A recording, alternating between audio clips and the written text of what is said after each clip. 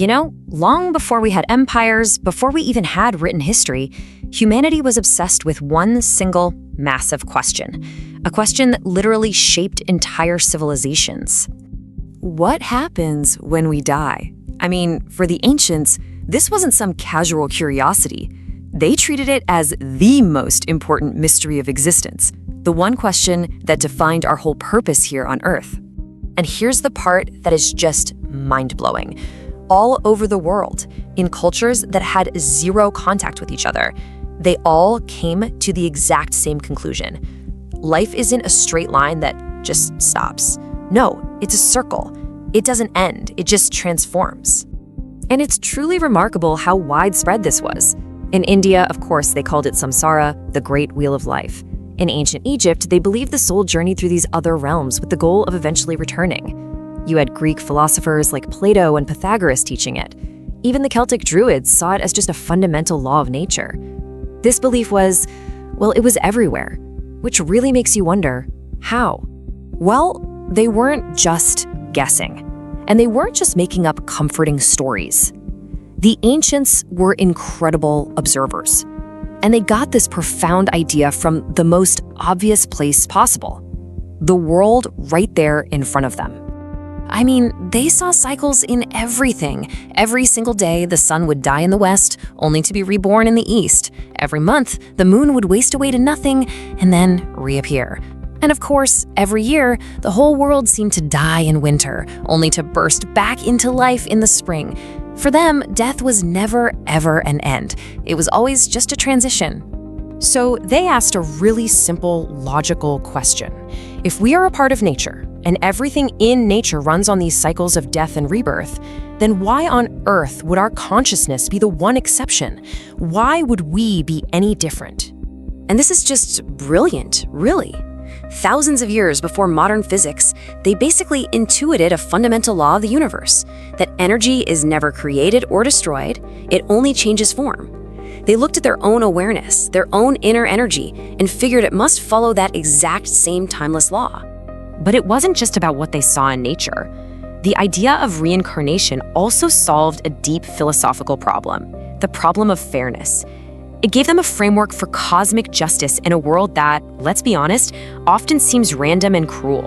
And that framework is karma.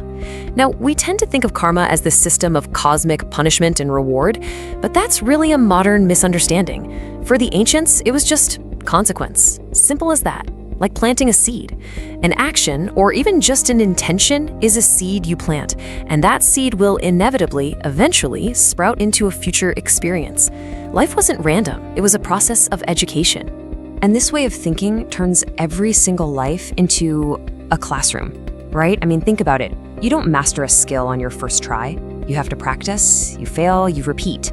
Well, the ancients believed the soul was no different. Each lifetime was a chance to learn a new set of lessons, to refine your compassion, to overcome your fears, and to evolve your consciousness.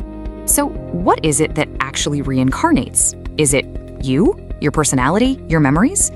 The ancients use this really beautiful metaphor to explain it.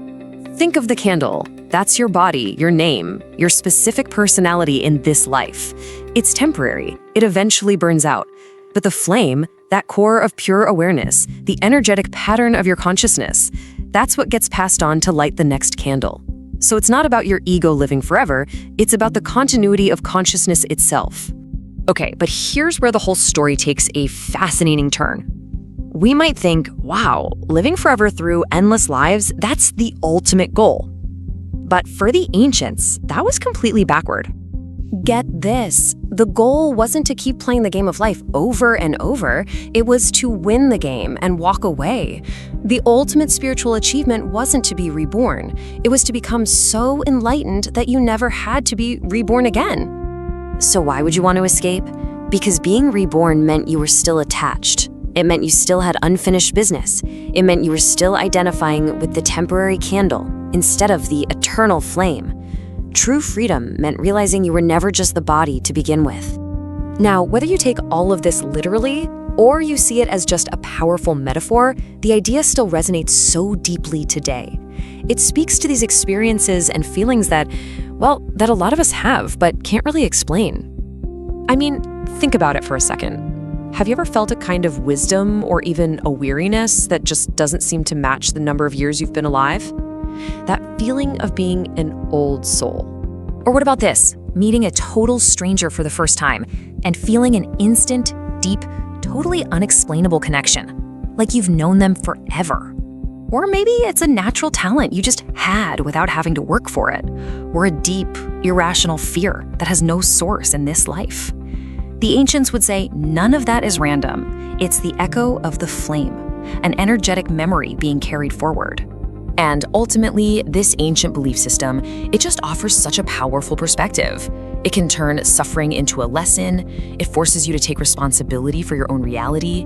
It completely reframes death from a terrifying end into just a transition. And hey, even if you see it purely psychologically, it reminds us that we all die and are reborn many, many times within this one single life.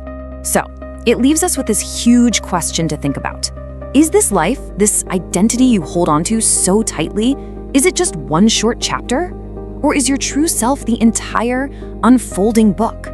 The ancients made their choice. The real question is, what do you feel is true?